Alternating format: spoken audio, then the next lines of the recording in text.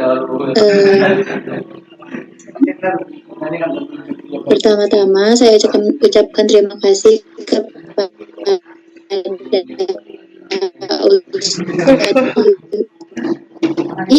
perjanjian juga kepada teman-teman yang telah meluangkan waktunya untuk bisa hadir di.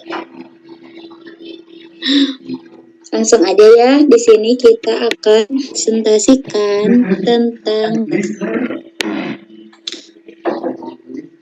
Sebelumnya kita buka presentasi membaca basmalah bersama-sama. Bismillahirrahmanirrahim.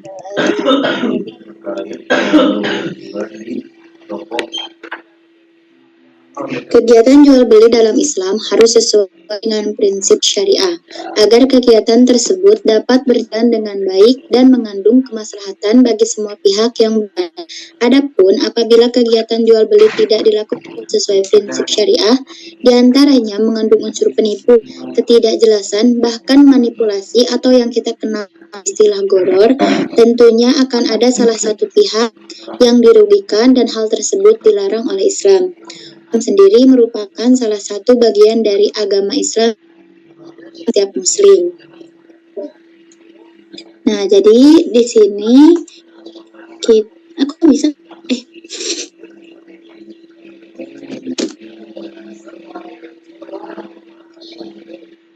Selanjutnya kita akan membahas tentang goror, definisi goror. Kok nggak ada? Oh, oke.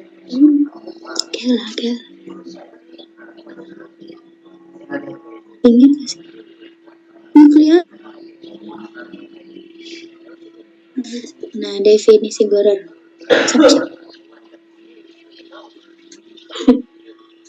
Definisi goror bahasa Arab merujuk ke al-khat yang mencakup pertaruhan dan ketidakjelasan hasilnya, atau dikenal juga sebagai al-muhtaharoh, al-muhtoroh, dan al-jahalah. Goror adalah bentuk keraguan, kekurangan, atau upaya merugikan pihak lain.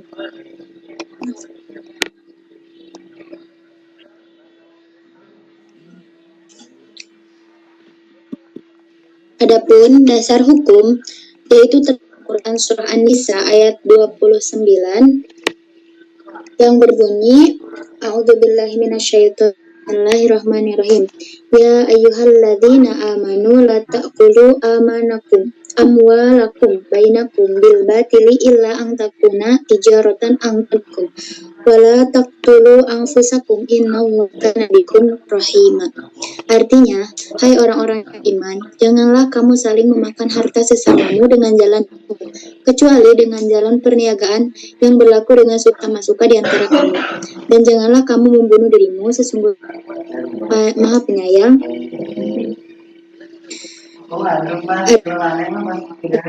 Rasulullah melarang tindakan jual goror. Rasulullah melarang jual beli al-hasoh dan beli goror. Hadis riwayat Ahmad.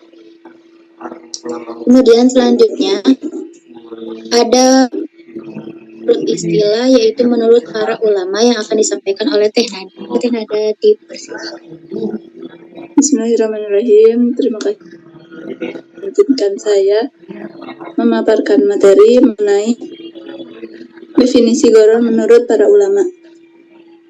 Menurut Imam Nawawi, larangan Rasulullah atas transaksi goror ini merupakan sesuatu yang sangat pokok dan penting dalam jual beli. Oleh sebab itu, ditetapkan di awal dalam kitab Sahih Imam Muslim, banyak kasus jual beli batas jumlahnya yang termasuk dalam kategori goror. Contohnya jual beli yang mengandung cacat, jual beli yang tidak ada barangnya, tidak mampu diserahkan, jual beli dimiliki secara sempurna oleh penjual, jual beli berisikan banyak air, kemudian air dan sebagai macam yang lainnya. Nah, semuanya itu adalah jual beli batil karena mengandung goror yang tidak dalam keadaan mendesak.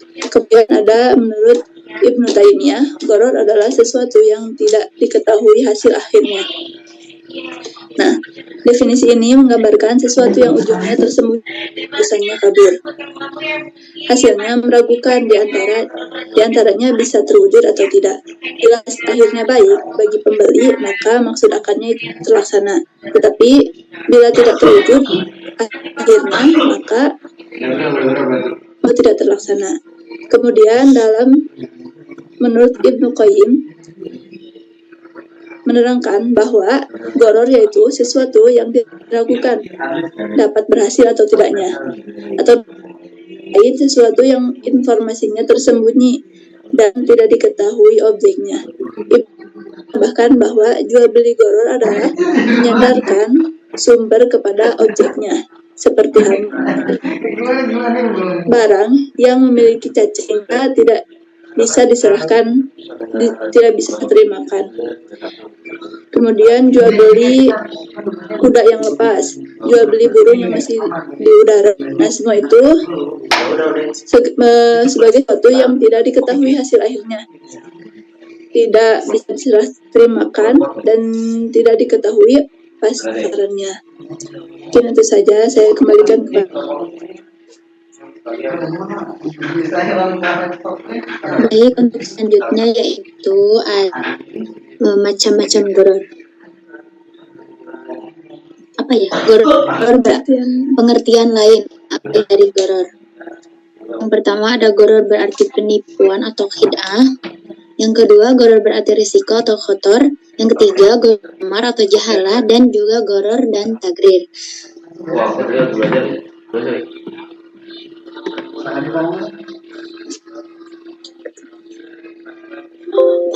Mati.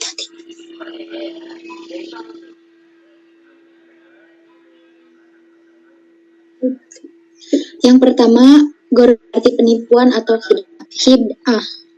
Goror secara bahasa memiliki beberapa arti, diantaranya khid'ah yang berakuan atau tipu muslihat.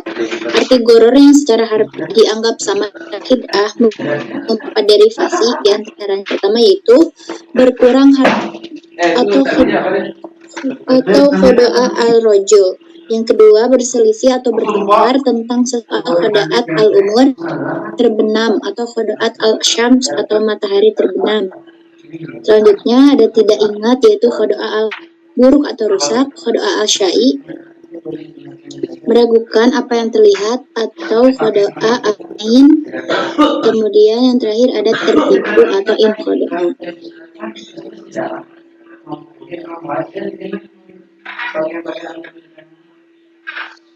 Masih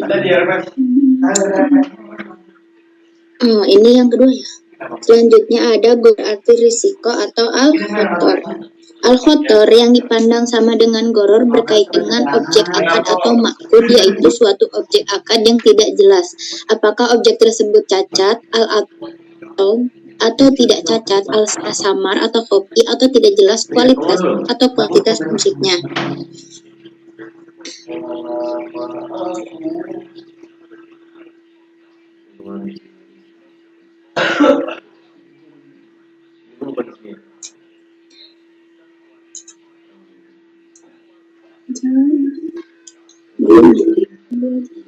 Nah, terus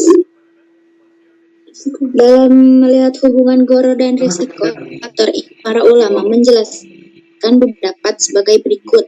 Yang pertama, menurut Syekhnya mengatakan bahwa goror adalah ketidakjelasan objek akad atau al-goror huwa al-majhul al-akidah.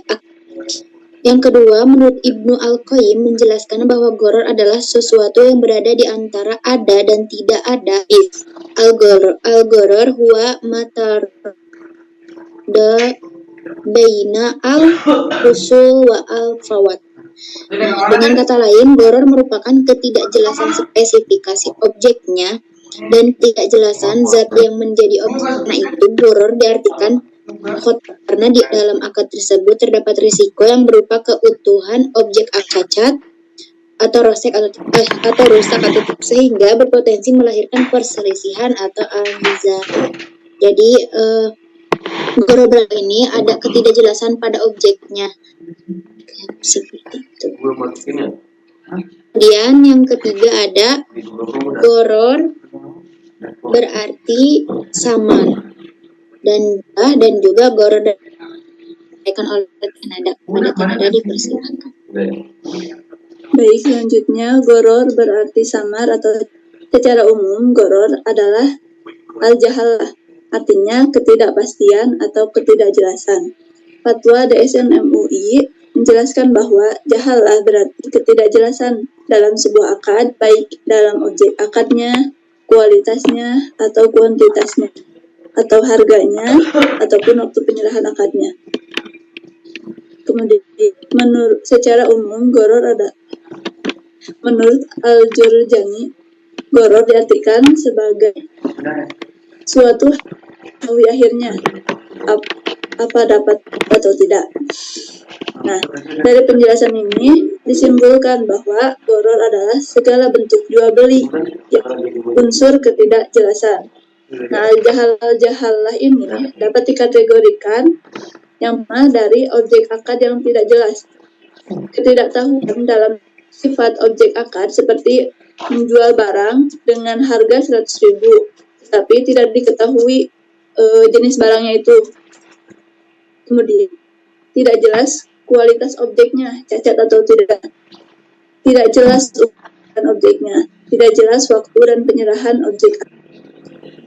Kemudian yang kedua yaitu akad yang tidak jelas ini seperti jual beli satu akad dalam dua barang atau dalam satu transaksi ada dua akad yang bersatu, disahkan terlebih dahulu. Kemudian yang ketiga, serta jangka waktunya dalam akad ijarah atau sewa menyewa.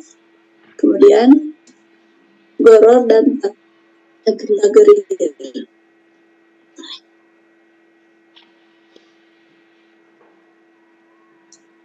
Itu bisa.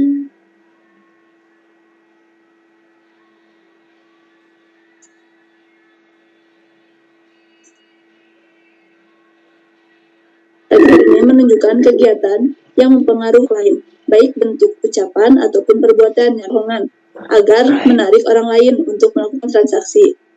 Goror ini juga atau agreir ini semakna dengan al-khotor, yaitu penipuan yang dilakukan oleh pebisnis dengan sekadar menjelaskan kelebihan dari objek akad dan menyembunyikan kecacatannya.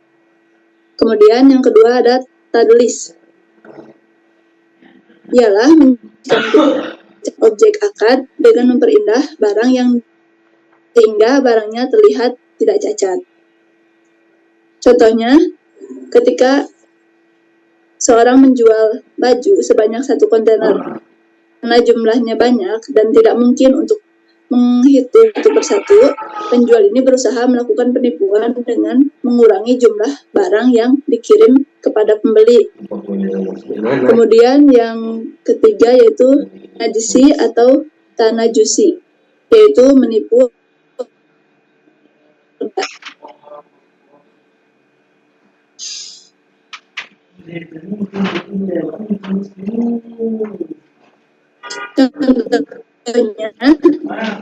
orang menaiki harga penawaran suatu yang ini hanya karena ingin menipu atau memperdaya lain agar tertarik dengan barang tersebut. Bahkan ia berani menaikkan harga jualnya. Nah, nilai harga tersebut tidak pernah didengar oleh orang lain yang melakukan jual beli dengan cara seperti itu.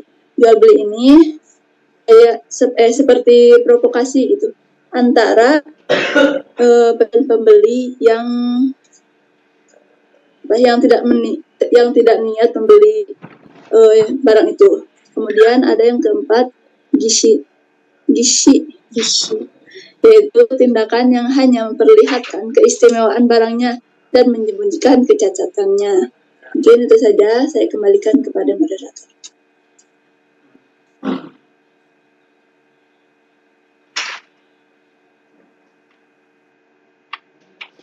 Baik teman-teman, mungkin itu saja perhatikan. Untuk selanjutnya dibuka sesi diskusi. Pada teman-teman yang ingin bertanya, yang enggak atau menambahkan dipersilakan.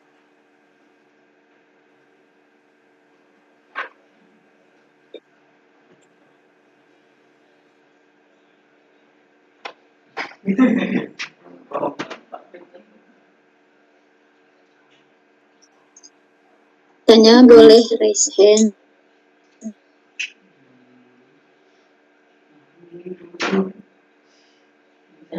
Weekend tuh sudah ada weekend. Ya boleh Niken.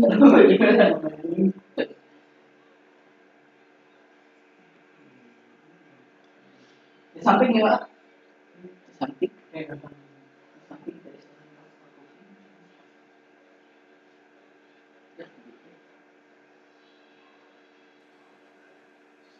Iya. Bismillahirrahmanirrahim.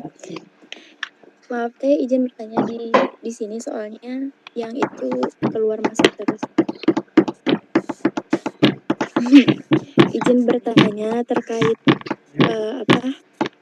goror ini gitu. Kan goror itu ada ketidakpastian gitu.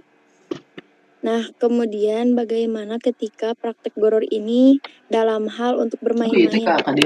Contohnya seperti kemarin ya Niken ke pameran gitu. Nah, di situ kan ada kayak lempar kaleng gitu. Kan itu ketidakpastian gitunya. Tapi kita hanya untuk senang-senang saja gitu. Nah, apakah ada hukum lain gitu? Karena sebelumnya Niken juga sempat mendengar bahwa kalau untuk main-main saja itu diperbolehkan.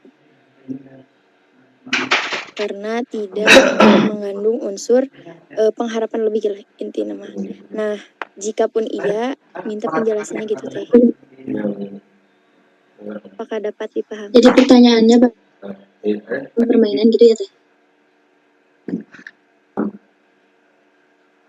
Iya, jadi hanya untuk bermain-main bersenang-senang lah.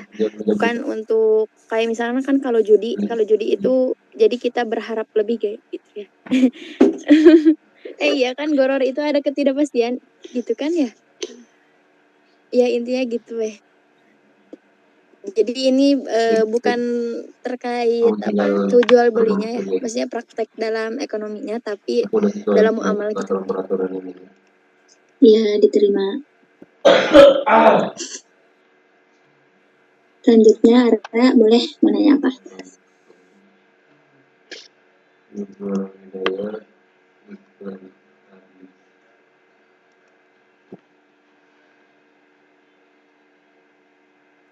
Ada tuh Malika.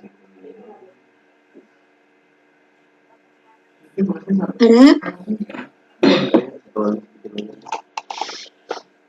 Tapi ini sampai ini kamu perlu dulu. Silakan Malika. Izin bertanya. Tadi disebutkan ada yang jenis goror itu gisi. Nah, itu kan memperlihatkan yang bagus dan menutupi yang jelek-jeleknya gitu ya. Nah, apakah itu teh sama kayak misalkan biasanya di tukang buah itu kalau misalkan buahnya yang langsung kotakan gitu, itu kan yang atasnya doang tuh yang bagus. Nah, bawah-bawahnya tuh jelek nih. Kalau kita mau milih satu-satu, itu kan lumayan memakan waktu ya. Jadi, ya kita mau percayanya kalau di atasnya kelihatannya bagus, ya udah berarti dalamnya bawah-bawahnya bagus. Nah, itu termasuk gizi atau gimana? Gizi apa gizi? Ayo boleh.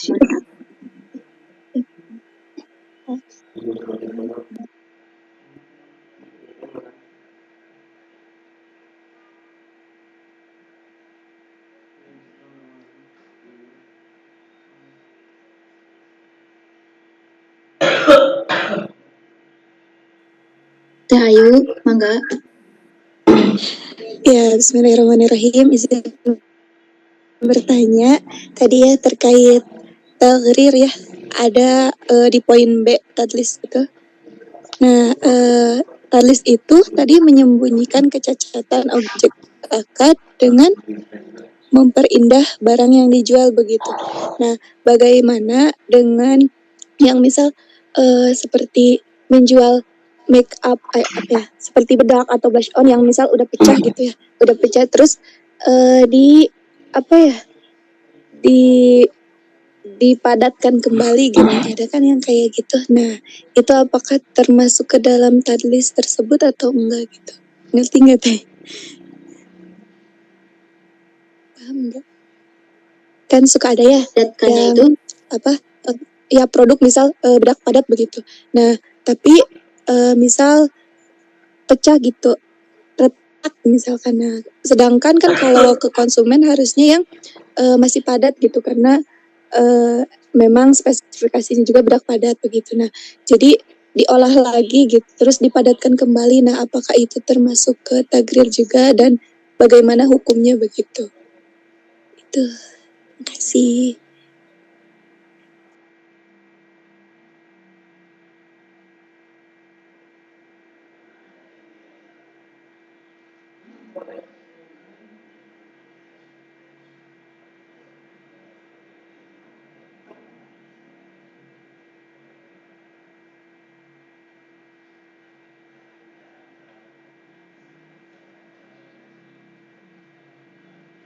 Silakan pemateri dijawab dulu. baik Ustadz. Langsung aja ya, izin menjawab pertanyaan dari Teh Hanun. Yaitu tentang GC, melihatkan yang bagus. Contohnya kayak tadi kita beli buah, misalnya dalam satu kotak itu ada yang bagus, di atasnya kelihatan bagus, tapi ternyata bawahnya misalnya jelek. Nah, itu sebenarnya tadi kan yang Teh Hanun itu karena kalau misalkan dipilih satu memakan waktu kan ya. Dari segi penjualnya mungkin kalau sengaja melakukan itu ya itu termasuk GC. Tapi kalau dari kita sebagai pembeli karena malas buat pilih-pilih satu-satu, nah itu berarti emang ada ketidaktelitian dari kita sendiri.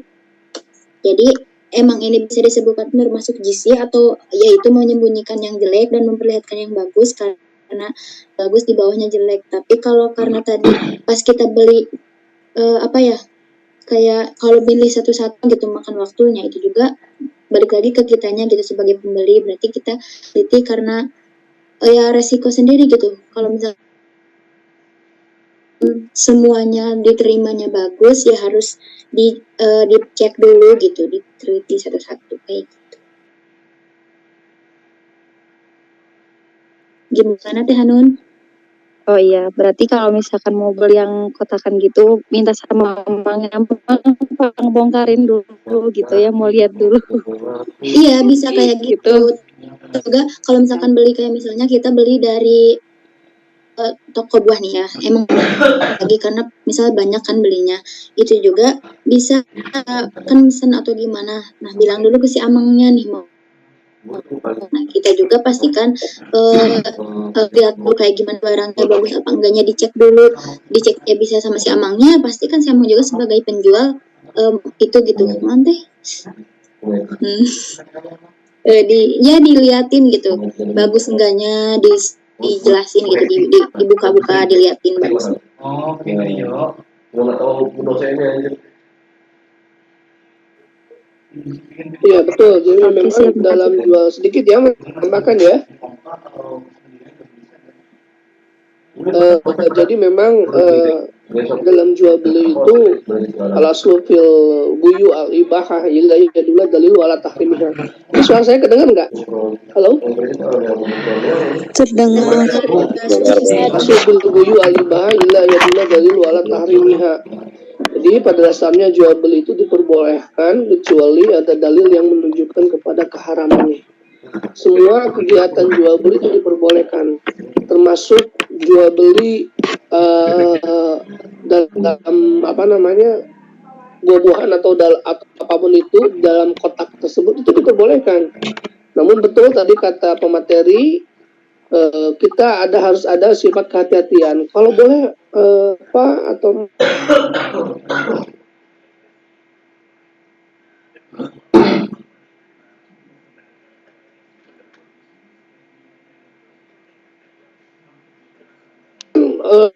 posisinya banyak, satu kontainer kita pesennya.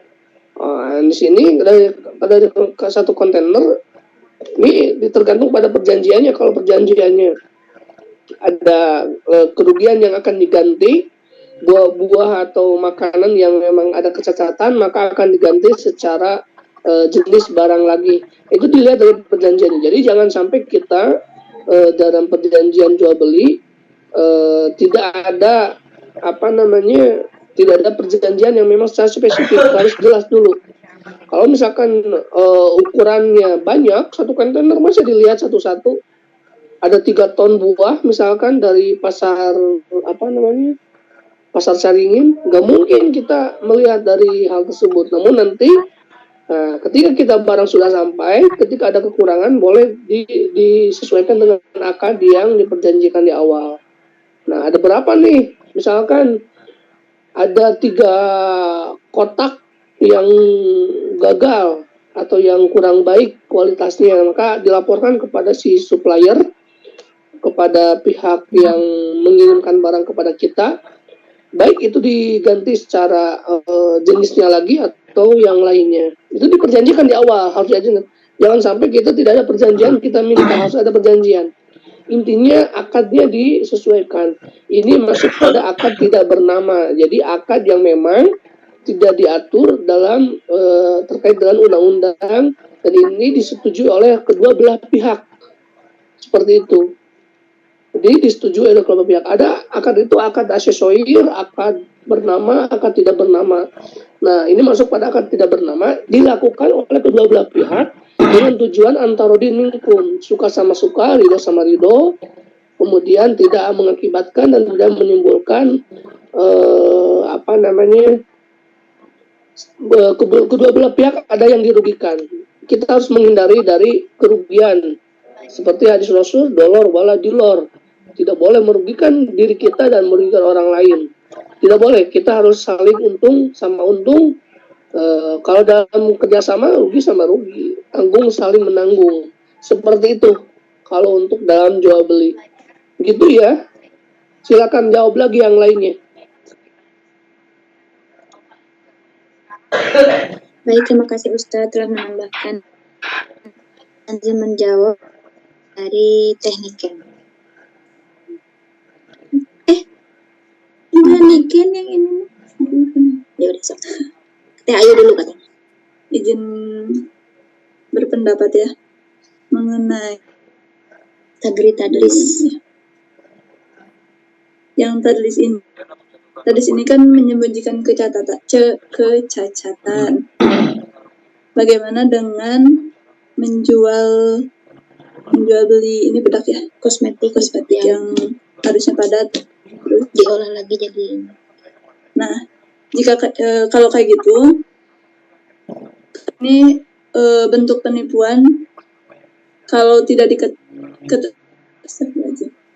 diketahui oleh pembeli, maka ini sebuah penipuan. Tetapi jika penjual itu memberitahu apa ini misalnya ini ada misalnya ini teh asalnya ada campuran cacat, tapi karena diolah lagi jadi dibagusin lagi, jadi tahu gitu si pembelinya. Ya, diketahui oleh pihak pembeli, kemudian misalkan itu diperbolehkan gitu. Asalkan kemudian saling ridho juga. Masuknya ke barang reject gitu nggak sih? Ya nggak teh? Kayak misalnya barangnya rusak tapi diolah lagi dan diperjualkan, kan suka ada yang kayak gitu. Iya teh, jadi seperti ya barang yang reject tapi diolah terus nilai harganya itu jadi turun begitu. Nah, kan suka ada ya kayak bedak-bedak kayak gitu banyak kan ya. Kayak barang-barang ya produknya bermerek gitu tapi harganya malah jadi turun gitu karena mungkin ya karena ada reject kan terus diolah lagi gitu. Nah, jadi hukumnya gimana? Ya, kalau buat hukum itu kalau misalkan tidak diketahui, karena kalau nggak diketahui kan jadi unsur penipuan atau ada itu tadi yang termasuk tadlis menyembunyikan objeknya yang tadinya awalnya jelek jadi bagus kayak gitu kan, jadi diperindah lagi. Tapi kalau tadi kan suka ada nih banyak yang kayak juga, misalnya barangnya ada misalnya 90% bagus tapi 10%-nya ada kekurangan. Nah, biasanya suruh catat juga kan. Itu mah diperbolehkan karena tadi diketahui juga oleh pembeli dan pembeli juga mau membelinya gitu, karena harganya dari harga biasanya. Ya, itu kan kalau misalkan dia beli, penjual dan pembeli juga diperbolehkan. Yang nggak boleh itu tidak diketahui jual dengan harga biasa, terus kayak ya udah dijualnya harga itu tadi, jadi olah jadi bagus kayak gitu. Iya siap ya benar-benar. Iya, mungkin teman-teman ada yang ingin menambahkan atau melengkapi jawabannya.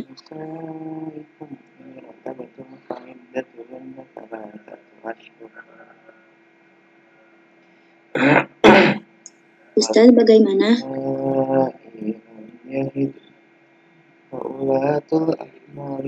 Barangnya di reject, kemudian kita olah lagi. Iya Ustaz. Misal di produksinya itu ada, misal ada kejahatan gitu Ustaz, ada barang-barang yang emang tidak memenuhi kualifikasi dipasarkan, kayak misalnya tadi ada yang retak gitu barangnya, tapi si barang itu tuh ada yang diolah lagi atau ada juga dijualnya tuh kayak masuk ke barangnya 90% bagus, tapi ada kecacatan misalnya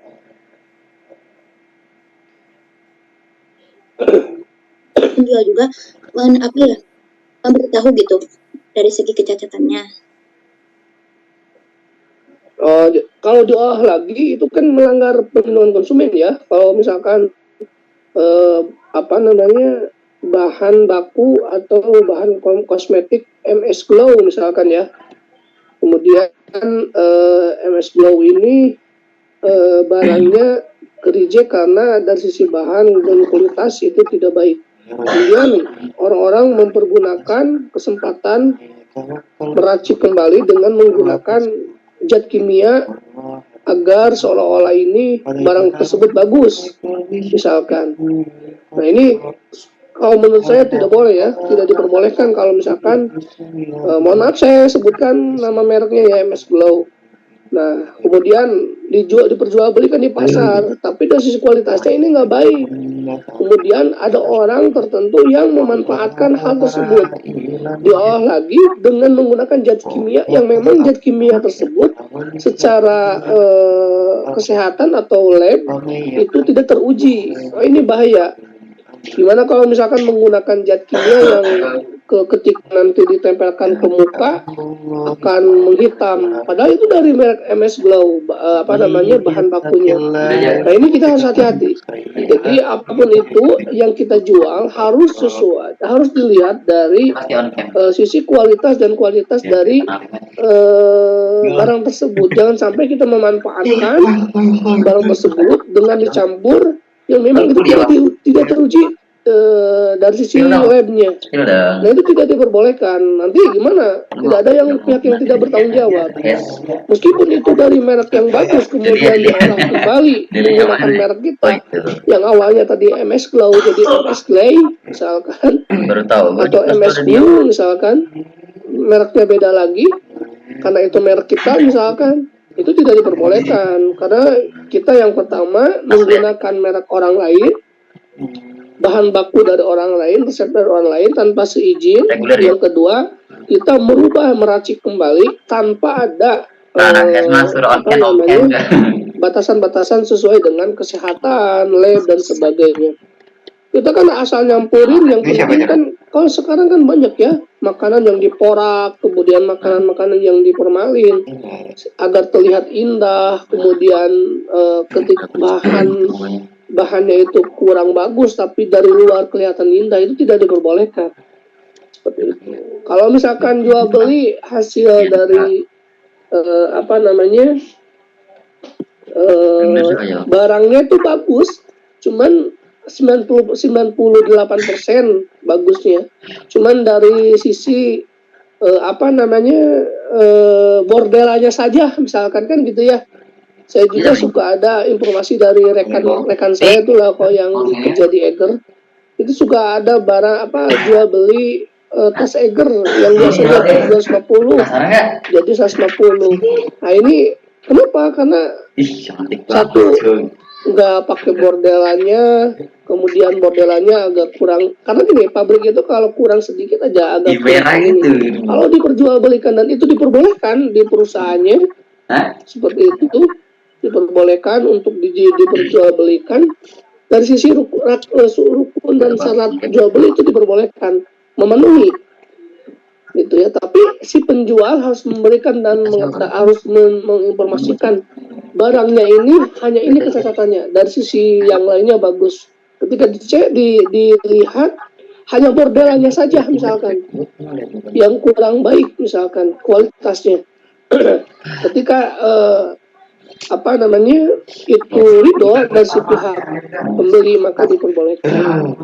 Kalau misalkan yang dijualnya itu yang sobek, si tasnya itu sobeknya besar tapi dihalangin, itu tidak boleh. Kita menjual barang yang rusak. Nah, rusaknya itu besar gitu. Tapi kalau hanya bordelannya sedikit dan tidak mengganggu dari sisi kemanfaatan tas tersebut, itu masih sakit. Harus ada unsur keridhaan dari si pihak pembeli. Tetap pihak pembeli harus melihat dan mengecek. Makanya dari dalam jual beli itu harus jelas ya. Kita menjelaskan barangnya bagus atau tidak, kemudian sama tuh yang dicari nggak jual motor second, pasti dia kan memberitahu ya, misalkan ini gasnya agak kurang bagus nih, terus kemudian mesinnya udah turun mesin, kemudian lampu depannya mati. Kalau bisa kita kalau mau jual ya diperbaiki dulu gitu kan. Tapi kalau misalkan seadanya ketika barang tersebut diridhoi oleh si pembeli ya silahkan saja dengan atas dasar diketahui dari sisi kekurangan dan kelebihannya. Dan itu menerima. Tapi jangan sampai kita menyembunyikan, nanti kesananya akan masuk kepada tadlis yang mana adanya penipuan seperti itu. Penipuan dari barang yang kita jual kalau kita tidak mengungkapkan yang sebenarnya, yang seutuhnya. Silakan dilanjut lagi.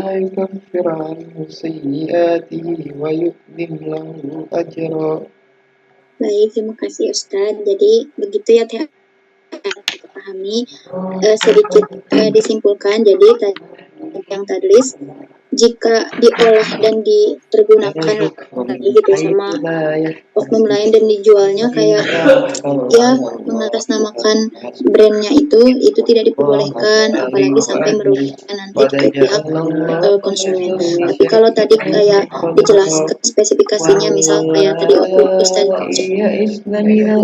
jual motor second gitu, nah dijelaskan kekurangan apa kelebihannya apa, nah itu baru diperbolehkan jika emang dari penjual dan pembeli itu ada seperti itu. Lanjut saja lagi. Pertanyaan dari bagaimana goror dalam permainan seperti itu ya Teh Niken? Iya Teh.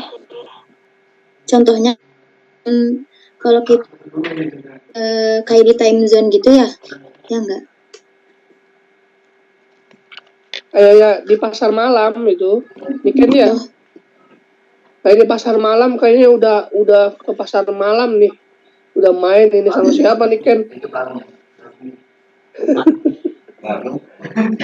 Ya silakan. Kayaknya Niken ini kebingungan ya dari sisi hukumnya seperti apa, silakan. Terkait dengan hukumnya, apakah itu masuk judi atau enggak? Nanti saya menambahkan ya sedikit. Nah, jadi kan goror sendiri itu adalah sesuatu yang tidak sama si pembeli. Misalnya ada sedangkan kalau misalkan dalam permainan kayak misalnya di pasar malam nih kita main sesuatu lah yang emang itu tuh ada unsur ketidakjelasannya, itu mesir karena ada unsur perjudian, kesenangan ya kayak gitu, tapi sama nggak jelas kan, kayak misalnya itu kan kayak gitu kan, nah melempar beli berapa, sama itu juga kan jadi masuknya ke maisir atau perjudian gitu. Jadi tetap dalam segi permainan juga tidak ataupun maisir karena jelas dilarang kayak gitu. Sedikit menambahkan ya. Itu bisa tapi mampet. Jadi hal tersebut itu masuk pada judi nih Ken, karena kita bayar 10.000 10 kali lempar. Ini kayaknya udah ke pasar malam nih Ken ya. Jadi kebingungan ya.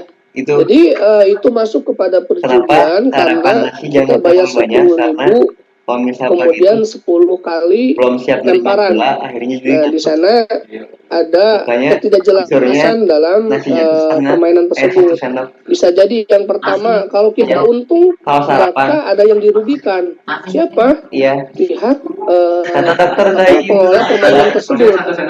Misalkan hadiahnya dapat boneka besar, dapat HP, dapat apalagi yang lainnya ya, yang mana ketika kita ditotalkan harganya sampai 2 juta misalkan, sedangkan kita hanya 10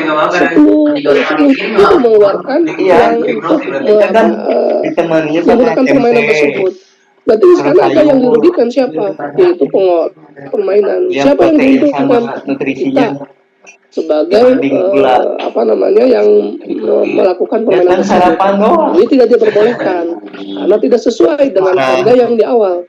Itu masuk pada kategori judi. Apalagi masang slot judi atau pagi-pagi ngantuk tuh karena sarapannya. Masang itu tidak banyak, cuma 1.000 satu orang.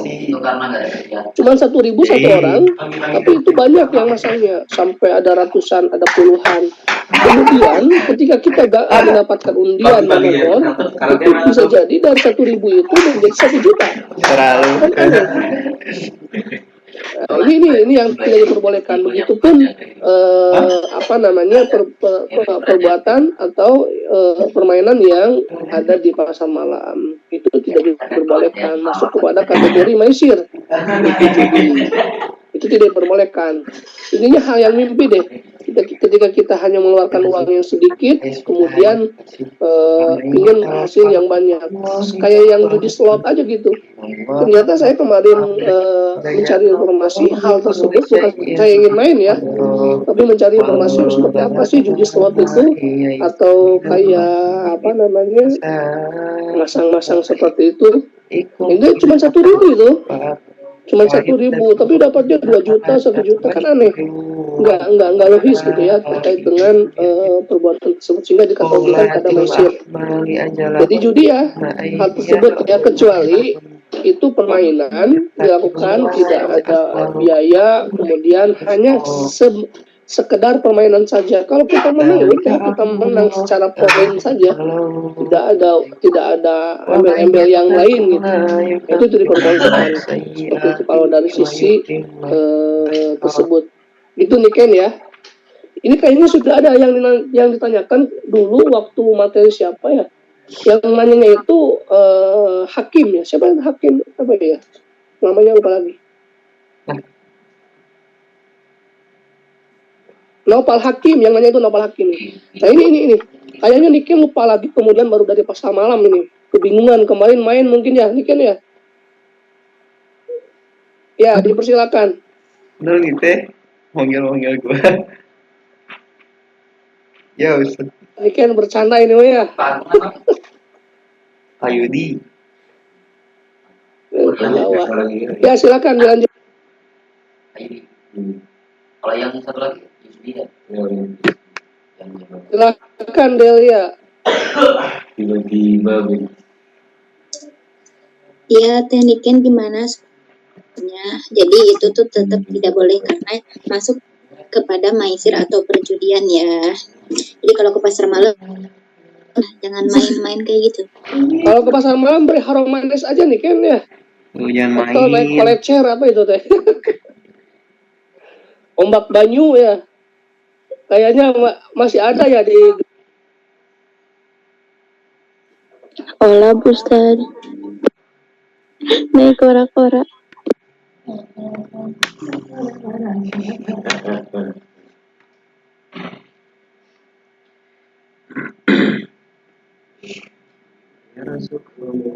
Silakan dilanjut Delia. Ini sinyalnya kayaknya. Udah Ustadz, pertanyaan. Mungkin dari teman-teman ada yang mau menambahkan, bertanya lagi, menambahkan, menyanggah atau yang lainnya. Innallaha balighu amri qad ja'alallahu li kulli Tentang golor ya, golor itu ada golor yasir, golor kafir atau golor kecil, golor besar. Nah ini kita kalau mengidentifikasi terkait dengan golor ini harus dilihat dulu. Jadi harus diidentifikasi dulu. Ini praktek tersebut golor nggak nih? Jangan sampai menjustis bahwa praktek ini golor nih nggak boleh nih. Oh dilihat dulu kategori golornya. Jadi harus dilihat dulu bagaimana nih kerugian, keuntungan dan yang lainnya mengakibatkan ada yang dirugikan atau tidak. Tadi patokannya. Jadi kita harus memberikan kemaslahatan. Jadi kaidahnya jangan sampai merugikan orang lain, tapi harus memberikan suatu kemaslahatan kepada orang lain.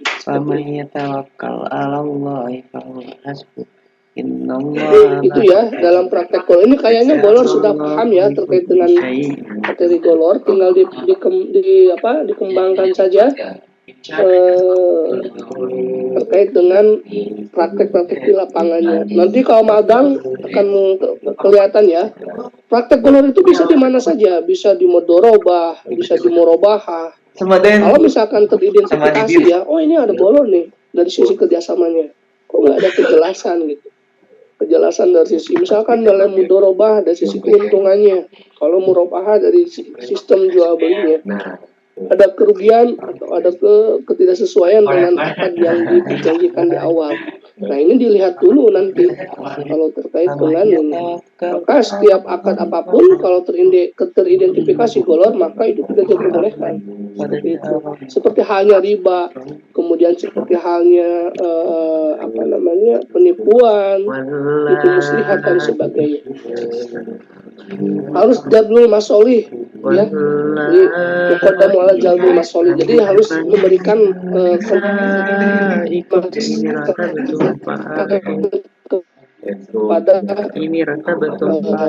kepada orang lain seperti itu. Makanya kaidah utama dalam fikih muamalah langsung muamalah alibah bila ya dulu dalil semua praktek muamalah itu diperbolehkan. Apapun itu jual beli sewa menyewa itu diperbolehkan. Nah ila ya dulu dalil ala tahrimiha, kecuali ada dalil yang menunjukkan kepada posisi keharamannya. Nah, ketika ada dalil yang mengharamkan, bukan berarti kita menunggu dalil, bukan, tapi aturan mana nih kira-kira praktik tersebut dilarang atau tidak dalam syariat Islam. Kalau dilarang seperti apa pasalnya, seperti apa aturannya, seperti apa konsepnya, dan kita harus menyesuaikan. Oh seperti ini, maka yang tidak diperbolehkan ini, yang diperbolehkan ini. Jadi jangan sampai menunggu haram, tidak.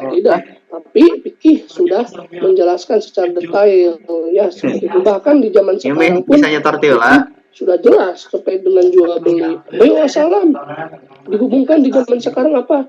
Yaitu jual beli online, jual beli jual beli istisna.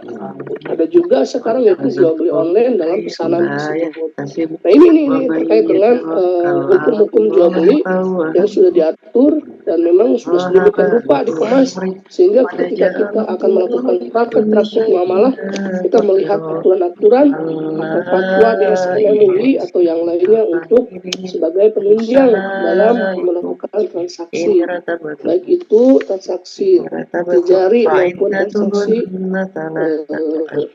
baru. Ini kita harus diperhatikan praktek tersebut. Itu ya, kalau tidak ada lagi silakan di closing saja. Nanti saya juga setelah ini ada ngajar lagi. Ya, sampai sore nih karena mengganti kemarin waktu kegiatan di yayasan. Jadi ini dulu. Silakan di closing saja kalau tidak ada Delia, Nada dan Alicia. Tapi kalau ada yang pertanyaan lagi dipersilakan kalau masih ada keraguan-keraguan. Karena al-yakin la yujalu bisyak. Silakan. Ini lagi tuh, bertanya lagi satu lagi. Ya, lagi ya. Tanya lagi. Gak apa-apa ya. Ya boleh. Sok siapa yang mau bertanya? Satu lagi tadi ini kan udah ngacung. Apa? Ya, bismillahirrahmanirrahim. Izin teh kan tadi kayak yang kalau kayak gitu teh tidak diperbolehkan. Terus ini gini dulu mungkin juga sempat waktu kecil tuh kayak beli misalkan beli balon gitu ya.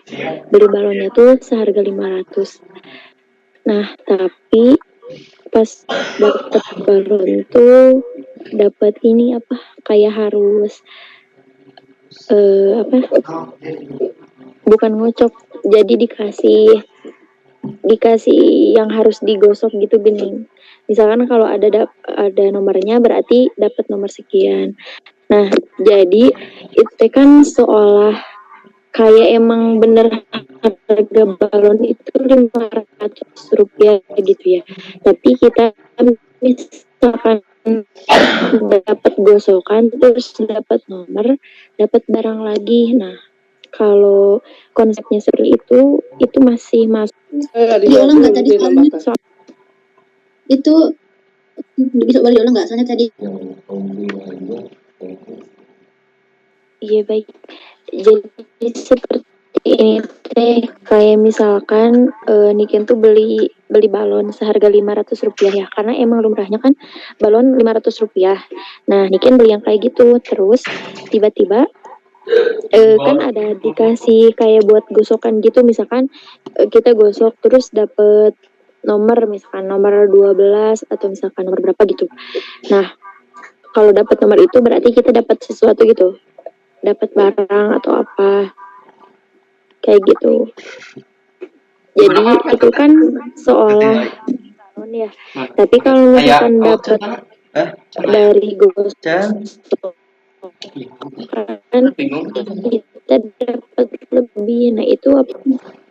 Nah, kalau kayak gitu tadi sama aja kayak yang pertanyaan pertama, jadi masuknya ke maisir hadiah, karena tadi beli sesuatu dapat lagi misal hadiah yang lain. Kalau misalkan di donat yang kemarin tadi gosokan misal dapat lagi apa gitu, itu jadi masuknya maisir karena pasti nanti ketagihan beli lagi begitu. Menambahkan kalau hal tersebut kita lihat dulu al-umuru bima qasidiha. Segala sesuatu itu tergantung kepada maksud dan tujuan al-umuru bima qasidiha. Nah, kalau dilihat dari konteks tersebut, Niken beli ciki kemudian ada semacam voucher yang harus digosok, maka kita lihat dulu inama amul biniat, kemudian umur bima qasidin, niat kita itu apa dulu. Kalau hanya membeli ciki ya silahkan saja,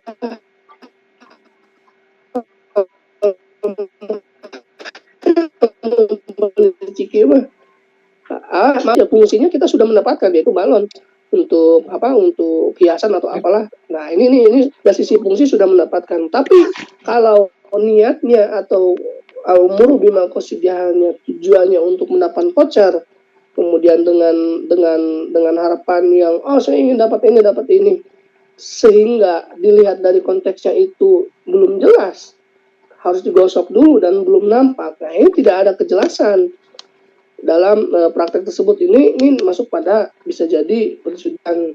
Tadi lihat dulu konteks niatnya dulu, maksud dan tujuannya. Kalau mau beli balon ya udah aja kita beli balon. Seperti itu. Kalau misalkan ini dianggapnya hadiah, ini tambahan bagi kita untuk hadiah mendapatkan ini. Itu bagian maksud dari hadiah.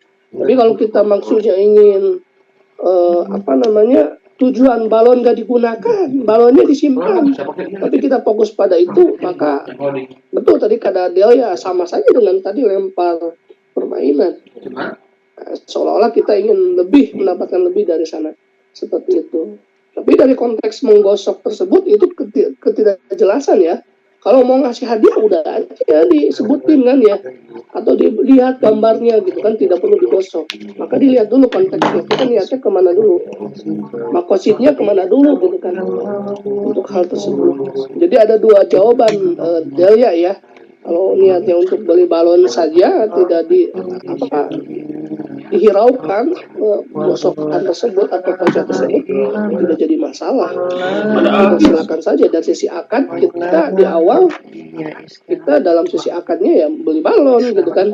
Tapi kalau tujuannya niatnya kita minta mendapatkan yang lebih dari itu, maka itu sama saja hal yang mimpi gitu, belum jelas bentuknya, seperti mystery box aja lah di Shopee itu kan udah jelas itu mystery box, kita beli apa tapi ada dalam box tersebut belum jelas gimana barangnya, misalkan kurang sesuai dengan harapan kita, seperti jual beli kucing dalam karung saja. Nah, jual beli kucing dalam karung ini sebuah istilah yang mana kita membeli kucing dalam karung, gimana kalau isinya cuma satu sedangkan harapannya kita dua. Nah, ini ketidakjelasan.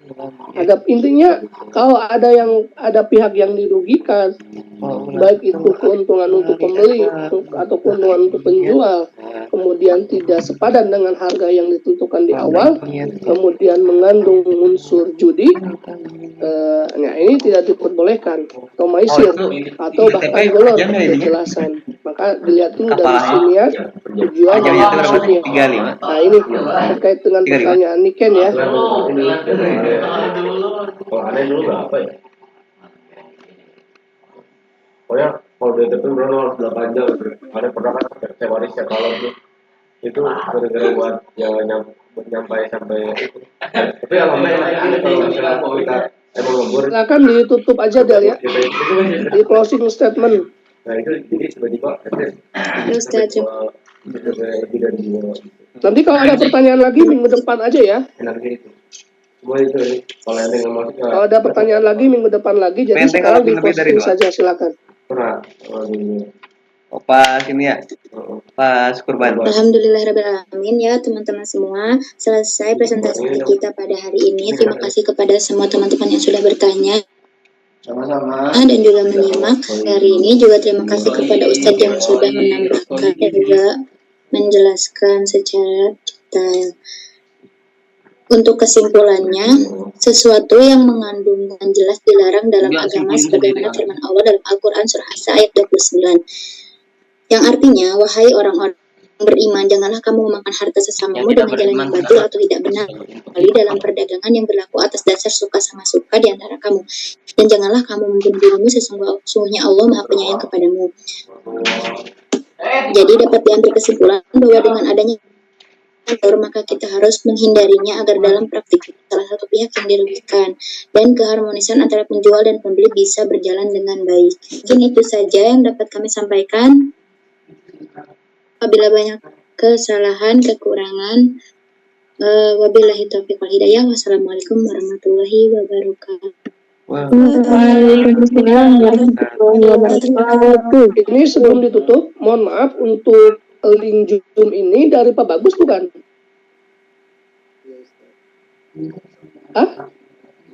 Bukan Ustaz. Oh bukan ya. Makasih ya. Minggu depan kita bahas, kalau ada yang belum sempat bertanya, minggu depan kita bahas karena waktunya terbatas. Mohon maaf dari awal sampai akhir kuliahan saya keluar masuk karena memang sinyalnya kurang bagus. Tapi alhamdulillah tetap berjalan, tetap menambahkan terkait dengan materi-materi yang disampaikan oleh pemateri. Dan selanjutnya silakan kalau ada perkuliahan yang lain dilanjut. Terima kasih. Assalamualaikum warahmatullahi wabarakatuh. Waalaikumsalam. Duluan ya, ada ngajar lagi. Jazakallah khair Ustaz.